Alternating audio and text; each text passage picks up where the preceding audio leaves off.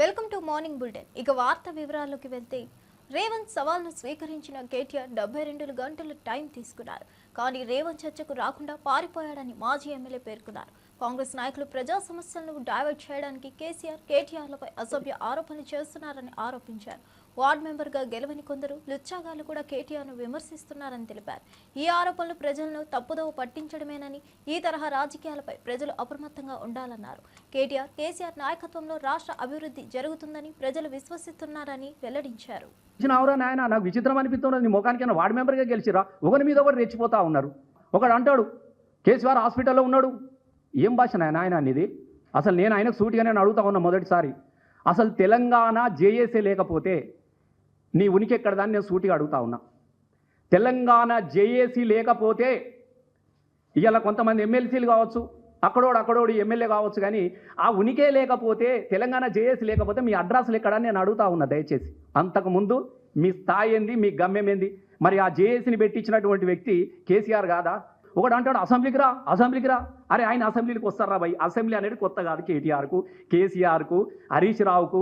నీకు assembly pass ఇయ్యమంటే దొరకని రోజున కూడా ఆయన అసెంబ్లీలో తెలంగాణ కోసం మాట్లాడుతూ ఉన్నాడు కేటీఆర్. ఇది గుర్తుపెట్టుకోండి. అసెంబ్లీ పాస్, ఒక పాస్ ఇస్తావా, లోపటొచ్చి గ్యాలరీలో కూర్చుంటా అని నువ్వు బతిమలాడిన రోజున కేటీఆర్ గారు అసెంబ్లీ మైకు పట్టుకొని నా పదవిని రాజీనామా చేస్తున్నా అని చెప్పేసి మాట్లాడుతున్నటువంటి స్పీచ్లు ఉంటాయి. వాళ్ళు కేసీఆర్ గురించి మాట్లాడతాడు.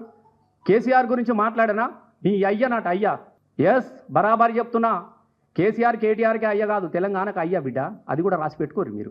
ఏ చరిత్రను వక్రీకరించి మాట్లాడుతూ ఉంటారు మీరు అన్న. నేను అడుగుతా ఉన్నా. ఓడట సాగరహారంలో వీళ్ళు లేరట. అరే నాయన నీ దండం పెడతారా నాయన? సాగరహారం స్టేజ్ వేయించిందే కేసీఆర్ రా బాబు. నేనున్నాను కదా, నేనే కదా ఎగిరిను నా స్టేజ్ మీద. కేసీఆర్ లేని జేఏసీ ఉద్యమాలు ఉన్నాయా? ఇలా నిజాం కాలేజీలో పెట్టిన సభలో కేసీఆర్ రాకుంటేనే ఉన్నదా? ఇదే ఎవరైతే మాట్లాడుతున్నారో, ఏ తెలంగాణ ఉద్యమకారుని చెప్పుకున్నాడు మాట్లాడుతూ ఉంటాడో, ఆ రోజు పొన్నం ప్రభాకర్ ఈపు వలగొట్టలేదా? పేపర్ల పోటు వాళ్ళు రాలేదా? ఆ రోజు కేకే ఈపు వలగొట్టలేదా? కాంగ్రెస్ నుంచి ఆ రోజు వచ్చినటువంటి ఈ వివేక్ గారు ఈపు సున్నం చేయలేదా? మనమే కదా ఆ రోజున. ఈయననే కదా, ఇల్లు ఉన్నాడు కదా కాంగ్రెస్ వాళ్ళు గుద్దింది. మరి ఎవరి చరిత్ర ఎక్కడున్నదో మనకు కనబడతలేదా? ఏది పడుతుంది నోటికి ఎట్లా మాట్లాడతారు? తెలంగాణ ప్రతివానికి ఫ్యాషన్ అయిపోయింది. కేటీఆర్ని తిడితే పేపర్లలో వస్తుంది, హరీష్ అన్నని తిడితే పేపర్లలో వస్తుంది, కేసీఆర్ని తిడితే పేపర్లలో వస్తుంది. ధాన్యం కొనుగోళ్ల టెండర్లలో కాంగ్రెస్ బీజేపీలు కుమ్మక్కై భారీ అవినీతి జరిగిందని ఆరోపణలు వచ్చాయి. క్విడ్ ప్రోకోకు ఇది స్పష్టమైన ఉదాహరణగా నిలుస్తుంది. రేవంత్, ఉత్తమ్ ఈ కుంభకోణం నుంచి తప్పించుకోలేరని రాజకీయ వర్గాలు పేర్కొంటున్నాయి. వారి రాజకీయ జీవితానికి ఇది పెద్ద సవాల్గా నిలుస్తుందని విశ్లేషిస్తున్నారు. ఈ ఆరోపణలపై వారు ఎలా స్పందిస్తారో, తదుపరి చర్యలు ఎలా ఉంటాయో చూడాలి. ప్రజలు ఈ అంశంపై స్పష్టత కోరుతున్నారు. రాజకీయాల్లో నైతికత, పారదర్శకత అవసరమని పలువురు అభిప్రాయపడ్డారు. రాజకీయంగా అత్యంత దారుణ పద్ధతిలో దోపిడీ చేసిళ్ళు సివిల్ సప్లై డిపార్ట్మెంట్లో కాంగ్రెస్ పార్టీ. ఇక్కడి నుంచి ఢిల్లీ వరకు పార్లమెంట్ ఎన్నికల ముందే ఒక సిండికేట్ ఏర్పడి ఒక వ్యూహాత్మకంగా ప్రణాళికాబద్ధంగా దాన్ని బిడ్డర్స్తో కుమ్మక్కై టెండర్లలో గోల్మాల్ చేసి ఇవాళ మనీ లాండరింగ్ జరిగింది. సివిల్ సప్లైస్ టెండర్ల కుంభకోణం జరిగింది. ధాన్యం టెండర్లు ఆనాడు నిర్ధారించినప్పుడు ఉండబడినటువంటి టెండర్ నోటీసు అగ్రిమెంటు 100కు 100% వయలేషన్ జరిగింది. ఫుడ్ కార్పొరేషన్ ఆఫ్ ఇండియా దాన్ని సమీక్షించి నియంత్రించాల్సినటువంటి బాధ్యత గలటువంటి FCI కేంద్ర ప్రభుత్వం నడిపే బీజేపీ చేతిలో ఉన్నది. వాళ్ళు కూడా ఇందులో వాటాదారులే. ఈ కుంభకోణంలో స్టేట్ సివిల్ సప్లైస్ డిపార్ట్మెంట్కు కొన్ని పరిధులు ఉన్నాయి. ఈ పరిధులు వయలేషన్ జరిగినప్పుడు FCI కంట్రోల్ తీసుకోవాల్సిన అవసరం ఉండేది. వాళ్ళు కూడా వ్రాతపూర్వకంగా ఫిర్యాదు చేసినాము. అయినప్పటికీ దున్నపోతు మీద నీళ్లు పడ్డట్టే ఉన్నది కాంగ్రెస్ పార్టీకి. వీళ్ళు పంచుకున్నది నిజము. ప్రతి క్వింటాల్కి 223 రూపాయలు అదనంగా వసూలు చేసిళ్ళు. మొత్తం 38 లక్షల మెట్రిక్ టన్నుల ధాన్యం ఇంటూ 223 రూపాయలు అంటే ఒక టన్నుకు 2230 రూపాయలు ఇంటూ 38 లక్షల టన్నులు. ఇది వాళ్ళ స్కెచ్. అంటే 50% వసూలైనా ఇప్పటి వరకు 420 కోట్ల రూపాయలు, 413 కోట్ల రూపాయలు ఇప్పటికీ అదనంగా ప్రభుత్వం పేరు చెప్పి అకౌంట్ల ద్వారా బిడ్డర్లు, బ్రోకర్లు అదనంగా డబ్బులు వసూలు చేసిళ్ళు. 722 రైస్ మిల్లర్ల ద్వారా జరిగేటువంటి అకౌంట్ ట్రాన్స్ఫరు, బిడ్డర్స్ మధ్య ఉన్నటువంటి అకౌంట్ ట్రాన్స్ఫరు సంబంధించిన రసీదులతో కూడినటువంటి ఆధారాలన్నీ కూడా బీఆర్ఎస్ పార్టీ రాష్ట్ర వ్యాప్తంగా కలియదిరిగి కలెక్ట్ చేసి అన్ని ఆధారాలతో కూడినటువంటి కంప్లైంట్ను మరి గౌరవ హైకోర్టు చీఫ్ జస్టిస్ గారి ముందు పిల్ దాఖలు చేయడం జరిగింది బీఆర్ఎస్ పార్టీ. ఇలా సన్నవడ్లకు పోయిన వానాకాలంలో మీరు 19 లక్షల మెట్రిక్ టన్నుల సన్నధాన్యం కొనుగోలు చేసిళ్ళు మీ రికార్డు ప్రకారంగా. మొన్న జరిగిన ఎండాకాలంలో 25 లక్షల టన్నుల మెట్రిక్ టన్నుల సన్నధాన్యం మీరు కొనుగోలు చేసిళ్ళు. అంటే దాదాపు 40. ఆంధ్రప్రదేశ్ రాష్ట్ర గృహ నిర్మాణ శాఖ మంత్రి కొలుసు పార్థసారథి కాకినాడ జిల్లా తునిలో పర్యటించారు. పట్టణంలోని 11, 12, 13 వార్డులలో సుపరిపాలనకు తొలి అడుగు కార్యక్రమంలో పాల్గొన్నారు. ఈ సందర్భంగా స్థానిక ఎమ్మెల్యే యనమల దివ్యతో కలిసి ఇంటింటికి వెళ్లి ఈ ఏడాదిలో ప్రభుత్వం చేసిన సంక్షేమ పథకాలను ప్రజలకు వివరించారు. పార్థసారథి మాట్లాడుతూ ప్రభుత్వ యోజనాల ప్రాధాన్యతను మరియు అవి ప్రజలకు కలిగించే లాభాలను వివరించారు. ఈ పర్యటన ద్వారా ప్రజలకు ప్రభుత్వంపై విశ్వాసం మరింత పెరగాలని ఆశాభావం వ్యక్తం చేశారు.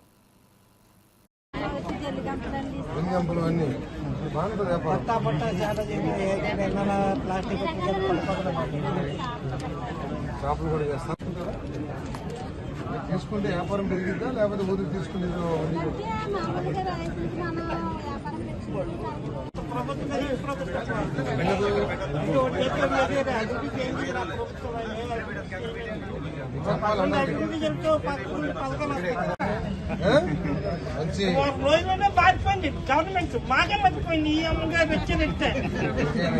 మంచి పవర్ఫుల్ ఎమ్మెల్యే, ముఖ్యమంత్రి గారికి బాగా ఇష్టం. అది గ్రేట్.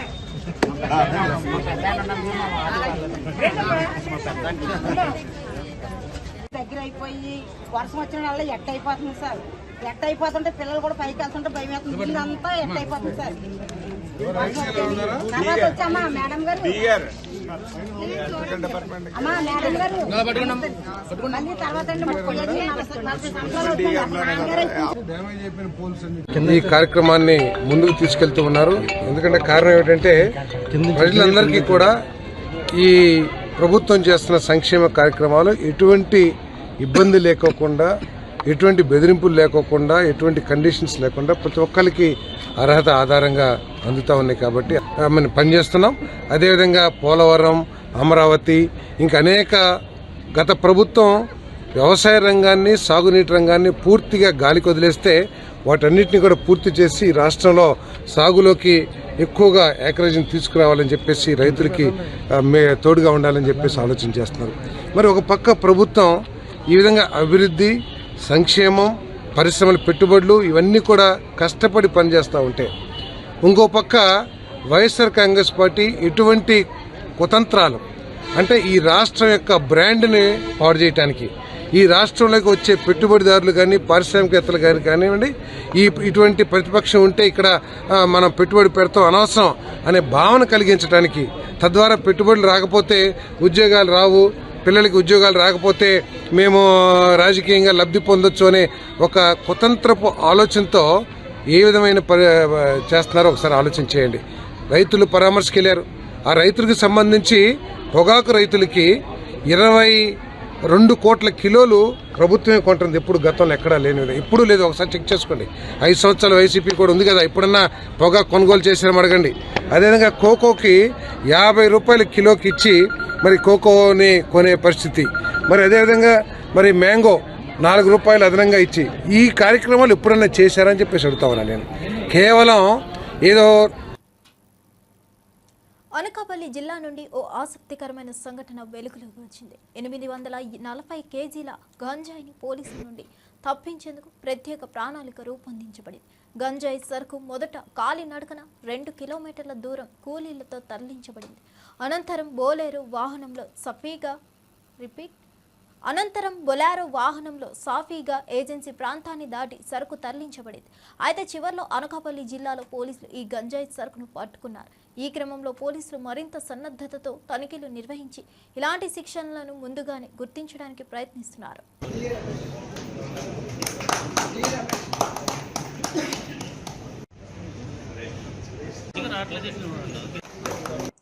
ఈరోజు Anakapalli district Nakapalli police station లిమిట్స్లో ఒక మంచి NDPS కేస్ పట్టుకోవడం జరిగింది. ఇది టోటల్ 840 kgs ఆఫ్ గాంజా 20 గాంజాయి వైట్ బ్యాగ్స్లోనే దొరికింది. ప్రతి బ్యాగ్లో 42 kgs గాంజా మనకి దొరికింది. దానికి కాస్ట్ సుమారుగా 42 lakhs వరకు ఉంటుంది. దీంతో పాటు మనకి ఒకటి బొలెరో వెహికల్, ఇంకా 2 motor cycles, 1 motor cycle and 1 scooty which were used as pilots, ఇంకా కొన్ని మొబైల్ ఫోన్స్ కూడా సీజ్ చేయడం జరిగింది. ఇది మనకి SB information and local police station information మీద local police station, Nakapalli police station అన్ని రూట్స్ కవర్ చేసుకుని ఈ నేషనల్ హైవే 16 మీద వెదలపాలెం జంక్షన్ దగ్గర ఒక బొలెరో వెహికల్ అండ్ మిగతా అందరూ అక్యూజ్డ్ ఇంటర్సెప్ట్ చేయడం జరిగింది. ఇన్ టోటల్ మనకి 4 అక్యూజ్డ్ దొరికారు. ఇందులో 3 accused are from Anakapalli district, Rolugonda mandal and Golugonda mandal. ఇంకా ఒక అక్యూజ్డ్ మనకి చింతపల్లి కొత్తపాలెం పంచాయతీ నుంచి ఉన్నారు. ఫర్దర్ ఇంటెరోగేషన్ మనం చేసుకుంటున్నాము, కానీ ప్రిలిమినరీ ఇంటెరోగేషన్ ప్రకారం మనకి ఏం తెలిసింది, దట్ ఇది జనబా ఏరియా మల్కాన్గిరి డిస్ట్రిక్ట్ ఒడిశా నుంచి వాళ్ళు గాంజాయి ప్రొక్యూర్ చేశారు. అండ్ ఇది destination Chikmagalur, Karnataka state. For this good work, I appreciate the Nakapalli police team, especially SI Sunny Babu, SI Rajarao and his team, and SHO Nakapalli. మాజీ మంత్రి పేర్ని నాని వైఎస్ఆర్సీపీ నేత కొల్లు రవీంద్రపై విమర్శలు చేశారు. నువ్వు కొల్లు రవీంద్ర కాదు, సొల్లు రవీంద్ర అని ఎద్దేవా చేస్తూ 41 మంది వైఎస్ఆర్సీపీ కార్పొరేటర్లలో ఒక్కరిని కూడా తీసుకొని వెళ్లలేవని వ్యాఖ్యానించారు. రవీంద్రకు పార్టీలో శక్తి లేదని, ఎవరిని ప్రభావితం చేయలేరని నాని చెప్పారు. నువ్వు వారిని తీసుకొని వెళ్తే సొల్లు రవీంద్ర కాదు, నిజంగా కొల్లు రవీంద్ర అని ఒప్పుకుంటా అని అన్నారు.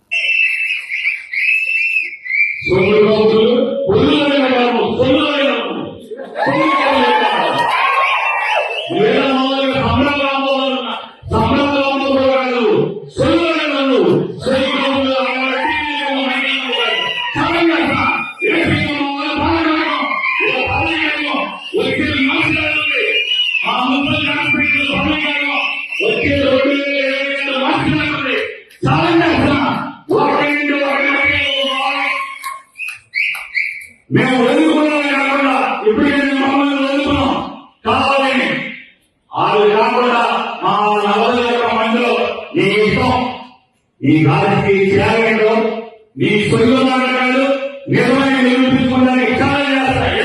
నేనప్పుడు మా 41 మందిలో ఒక్కరినన్నా ప్రత్యేక నేను ఖచ్చితంగా సొల్లు రవీంద్ర కాదు, ఈ నిజంగా కొల్లు రవీంద్ర అని చెప్పి నేను కూడా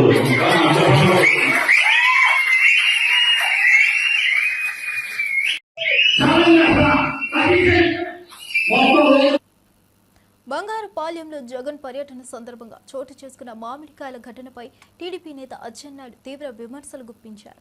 ఆయన పేర్కొంటున్నట్లుగా ముందస్తు వ్యూహంలో భాగంగా జగన్ రాకముందే 5 ట్రాక్టర్లను సిద్ధం చేసినట్లు ఆరోపించారు. ఈ ట్రాక్టర్లు వైఎస్ఆర్సీపీకి చెందినవేనని, జగన్ రాగానే కార్యకర్తలు రోడ్డుపై మామిడికాయలను పారబోసారని చెప్పారు. అచ్చెన్నాయుడు చేసిన ఈ వ్యాఖ్యలు రాజకీయ వర్గాల్లో సంచలనం సృష్టించాయి. మేము టెంట్ చేశారు, లాఠీ చార్జ్ చేసి విలేకరికి కొట్టారు. విలేకరులు డ్యూటీ ఏంటి అని వెళ్తారు. అందులో ఏబి అవడం, డైవర్షన్లో పక్కకి వెళ్ళడం. అక్కడ ప్రకాష్ రెడ్డి అని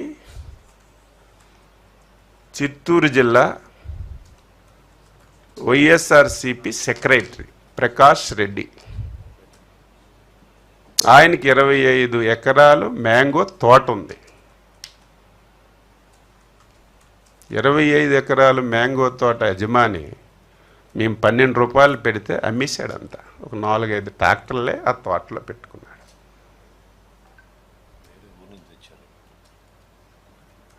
ఎప్పుడైతే జగన్మోహన్ రెడ్డి కారు తోట ముందుకు వచ్చిందో పురుగుల్లాగా 5 ట్రాక్టర్లు వచ్చాయి. రోడ్డు మీద మామిడికాయలన్నీ కింద పోశారు.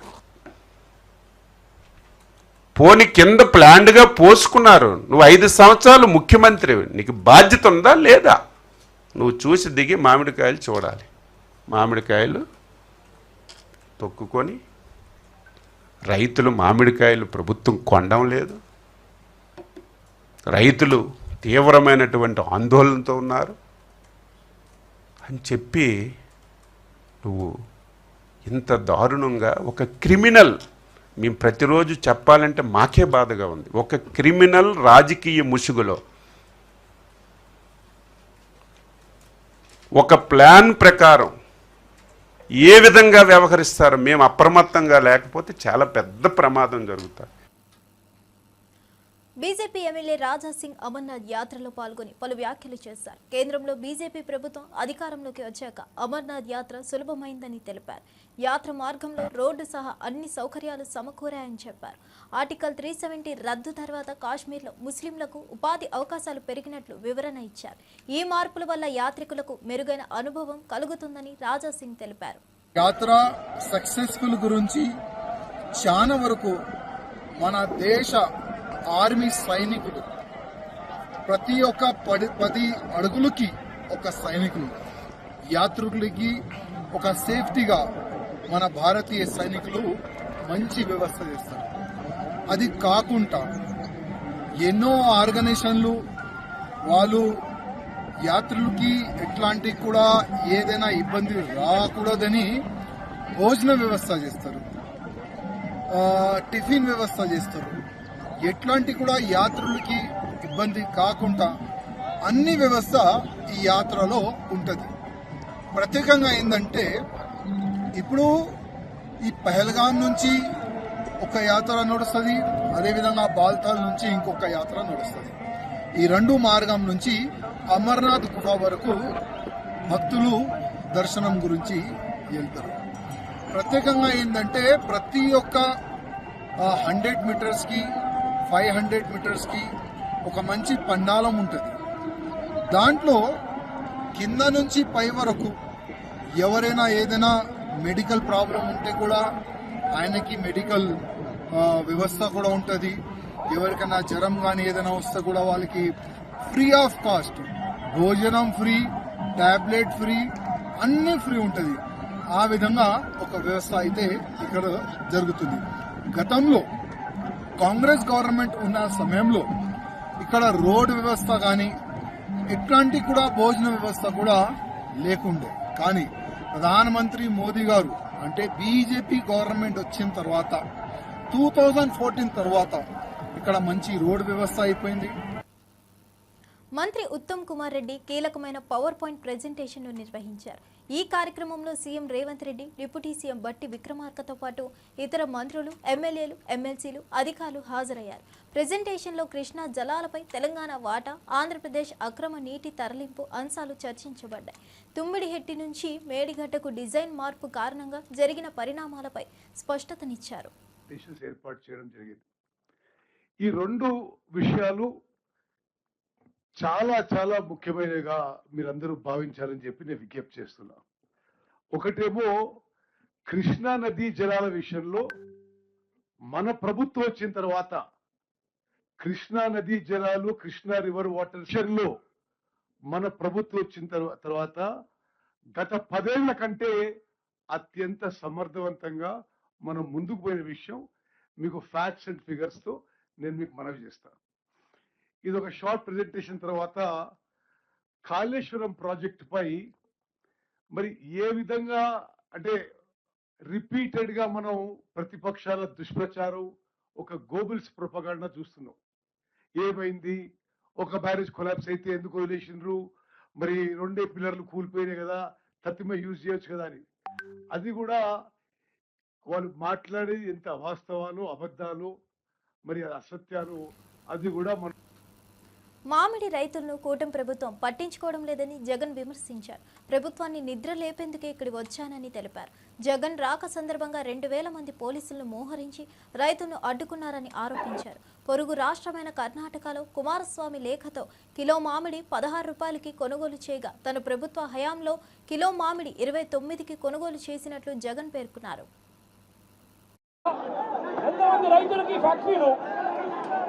కిలో 8 రూపాయలకు వచ్చి కొనుగోలు చేశారు అని అడుగుతా ఉన్నా.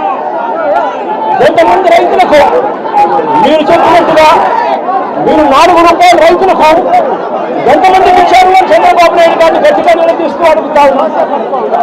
అయ్యా చంద్రబాబు, మీకున్నాడా పరిస్థితి ఏమిటి అంటే ఈరోజు రైతులకు ఒక్కరికి కూడా తిరిగి రాని పరిస్థితి. అక్కడ కర్ణాటకలో 16 రూపాయలు కేజీకి అక్కడే అడుగుతారని నేత కేంద్ర మంత్రి కుమారస్వామి అడిగితే కేంద్ర ప్రభుత్వము 16 రూపాయలు కొనుగోలు చేయడానికి ముందుకు వచ్చింది. ఈ 16 రూపాయలు కూడా కేంద్ర ప్రభుత్వం కొనుగోలు చేయడానికి ముందుకు వచ్చింది కూడా మంచి రేటు కాదు, ఖరీదు రేటు అని చెప్పి ఆ 16 రూపాయలు కూడా కేంద్ర ప్రభుత్వం కర్ణాటకలో కొనుగోలు చేయడానికి ముందు వచ్చేదానికి అక్కడ వాళ్ళు చర్యలు తీసుకుంటే మరి చంద్రబాబు నాయుడు గారి ప్రభుత్వం ఏమి గాడిదలు కాస్తారో నేను అడుగుతానని ఇదే చంద్రబాబు నాయుడు గారు గట్టిగా ప్రశ్నిస్తూ అడుగుతా ఉన్నా. జిల్లాలో 6,45,000 టన్నులు 6,45,000 మెట్రిక్ టన్నుల దిగుబడి వస్తుంది. 2,20,000 ఎకరాలలో పంట పండుతుంది. 76,000 మంది రైతులు వ్యవసాయం చేస్తూ మామిడి మీద బతుకుతారు. ఈ 76,000 కుటుంబాలకు చంద్రబాబు నాయుడు గారు ప్రభుత్వం వచ్చిన తర్వాత ఎంతమందికి 12 రూపాయలు కేజీ వచ్చింది అని అడుగుతా ఉన్నా. వైఎస్ఆర్సీపీ ప్రభుత్వ హయాంలో 3 సంవత్సరం కూడా 29 రూపాయలు కేజీ రైతులు అమ్ముకున్న పరిస్థితి నుంచి ఈ రోజు చంద్రబాబు నాయుడు గారి ప్రభుత్వంలో రైతులకు కనీసం 12 రూపాయలు కూడా ఇప్పించలేని పరిస్థితిలో చంద్రబాబు నాయుడు గారు ఉన్నారు అనంటే చంద్రబాబు నాయుడు గారు ఎంత దయనీయమైన పరిస్థితిలో ఉన్నాడని అర్థం చేసుకోవచ్చు. ఇదే చంద్రబాబు నాయుడు గారు ఆ 12 రూపాయలు కూడా ఇవ్వలేక ఇప్పించే పరిస్థితి లేక ఇదే చంద్రబాబు నాయుడు గారు రైతులను నడువడిగా పెట్టారు. రైతులకు ఇవాళ 2,3 రూపాయలకు ఇవాళ మార్కెట్ యార్డులో ఇవాళ ర్యాంపుల దగ్గర ఇవాళ కొనుగోలు చేసే కార్యక్రమం జరుగుతాయి. జగన్ బంగారుపాలెం పర్యటనపై TDP politburo member Srinivasa Reddy తీవ్ర విమర్శలు చేశారు. దండుపాలెం వెళ్లినట్లు జగన్ బంగారుపాలెం వెళ్లారని వ్యాఖ్యానించారు. పరామర్శల పేరుతో జగన్ విధ్వంసం చేస్తున్నారని ఆరోపించారు. జగన్ బంధువు ప్రసన్నకుమార్ రెడ్డి, ప్రశాంతిరెడ్డి వ్యక్తిత్వం ఇప్పుడు కొత్తగా కనిపించిందా అని ప్రశ్నించారు. చెల్లెలు వరుస అయ్యే మహిళపై ఇంత ఘోరంగా మాట్లాడతారని ఆవేదన వ్యక్తం చేశారు. రాష్ట్రంలో ఒకసారి చూస్తే నిన్న నెల్లూరు జిల్లాలో ప్రసన్నకుమార్ రెడ్డి వ్యాఖ్యలను తీవ్రంగా ఖండిస్తూ ఉన్నాం. ఘోరమైన భాష, మహిళల వ్యక్తిగత జీవితాలకు లేకి తొంగి చూసి వాళ్ళను అప్రతిష్ట పాలు చేసే పనిగా పెట్టుకున్నారు. యథా రాజా తదా ప్రజ. జగన్మోహన్ రెడ్డి గారు అదే లక్షణాలు ఇలా పుణికిపుచ్చుకున్నారు. గతంలో 10-15 సంవత్సరాల నుంచే ప్రసన్నకుమార్ రెడ్డి గారికి దగ్గర బంధువే కదా ఆవిడ ప్రశాంత్ రెడ్డి గారు. ఈరోజు కొత్తగా కనిపించింది ఆ వ్యక్తిత్వం నీకు. చెల్లెలు వరుస అయ్యే వ్యక్తిని ఇంత ఘోరంగా మాట్లాడతారా? దీన్ని సభ్య సమాజం ఇటువంటి వ్యక్తులను సమాజం నుంచి బహిష్కరించే విధంగా చట్టం తీసుకురావాలి. నంద్యాల ఎంపీ బైరెడ్డి శబరి వైసీపీపై తీవ్ర విమర్శలు చేశారు. రప్పా స్కూల్కి ప్రిన్సిపల్ జగన్ అంటూ ఎద్దేవా చేశారు. మహిళలను అవమానించడం వైసీపీ మేనిఫెస్టోలోనే ఉన్నట్లుగా అభిప్రాయపడ్డారు. అన్ని రంగాల్లో మహిళలు ముందంజలో ఉన్నారని, రాజకీయాల్లో మహిళలు వచ్చేది మాటలు వినిపించుకోవడానికి కాదని స్పష్టం చేశారు. మహిళల పాత్రను హేళన చేయకుండా గౌరవించాలని బైరెడ్డి శబరి పిలుపునిచ్చారు. రాజకీయాల్లో మహిళల ప్రాధాన్యతను గుర్తించి వారిని ప్రోత్సహించాలని అన్నారు. రాష్ట్రంలో ఉన్న మహిళలని, స్త్రీలను కించపరచండి, అగౌరవపరచండి అని వారి మేనిఫెస్టోలో ఉంది అని అనుకుంటున్నాను. మొన్న ఒక సంఘటన జరిగింది.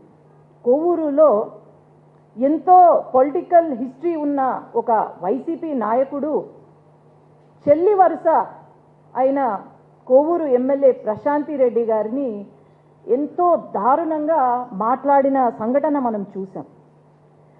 ఆమెమి చిన్న వయసు కాదు, ఎంతో పెద్ద వయసు ఉన్న ఒక మహిళ గురించి అంత నీచంగా మాట్లాడడం యావత్ సమాజం ఖండిస్తుంది. ఈరోజు మహిళలకు పెద్దపీట వేస్తున్నారు కేంద్ర ప్రభుత్వం కానీ రాష్ట్ర ప్రభుత్వం కానీ. భద్రాచలం వద్ద గోదావరి నీటి మట్టం పెరుగుతుంది. రాష్ట్ర వ్యాప్తంగా కురుస్తున్న వర్షాలు, ఎగువ ప్రాంతాల వరదల కారణంగా ఈ రోజు ఉదయం 11 గంటలకు నీటి మట్టం 24 అడుగులకు చేరింది. ఎగువ నుంచి వరద కొనసాగుతుండటంతో నీటి మట్టం ఇంకా పెరిగే అవకాశం ఉందని అధికారులు తెలిపారు. స్నాన ఘట్టాల వద్ద మెట్ల వరకు వరద నీరు చేరిన కారణంగా భక్తులు లోతుకు వెళ్లకుండా నది ఒడ్డునే స్నానాలు చేయాలని హెచ్చరిక బోర్డులు ఏర్పాటు చేశారు.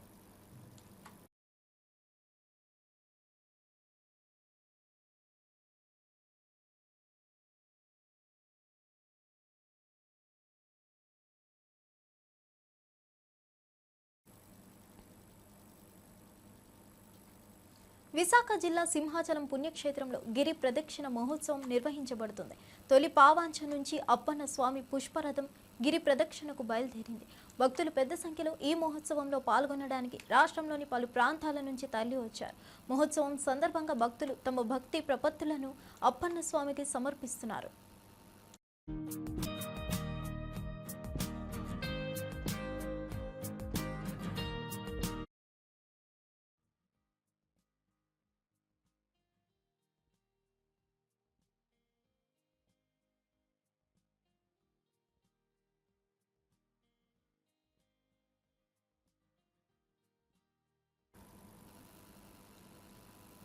అమరావతిలో ఈ డిసెంబర్ నాటికి ఎమ్మెల్యేలు, ఎమ్మెల్సీలు క్వార్టర్స్లో ఉంటారని స్పీకర్ అయ్యన్న పాత్రుడు ప్రకటించారు. అమరావతిలో నిర్మాణంలో ఉన్న క్వార్టర్లను పరిశీలించిన ఆయన పనులు జోరుగా సాగుతున్న తీరుపై సంతృప్తి వ్యక్తం చేశారు. నియోజకవర్గాల పునర్విభజనను దృష్టిలో పెట్టుకుని నివాస సముదాయాలు ఏర్పాటు చేయాలని అధికారులకు సూచించారు. చట్టసభ సభ్యుల కోసం 12 టవర్లలో 288 క్వార్టర్లు నిర్మిస్తున్నట్లు తెలిపారు. 35 మంది మంత్రులు, 36 న్యాయమూర్తుల క్వార్టర్స్ కూడా మార్చి నాటికి సిద్ధం కానున్నాయి.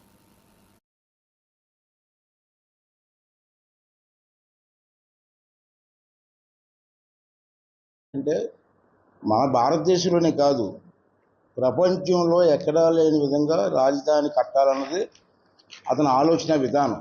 మా ప్లానింగ్ ఏంటంటే ఫ్యూచర్లో కూడా, ఇప్పుడు మనకు ఉన్నది అంటే 175 మంది ఎమ్మెల్యేలే, కానీ ఫ్యూచర్లో ఈ సంఖ్య పెరిగే అవకాశం ఉంది, ఎమ్మెల్యేలు కానీ ఎమ్మెల్సీలు కానీ.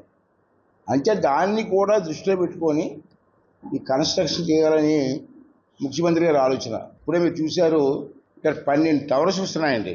12 టవర్స్ కూడా సుమారు 288 క్వార్టర్స్ వస్తాయి.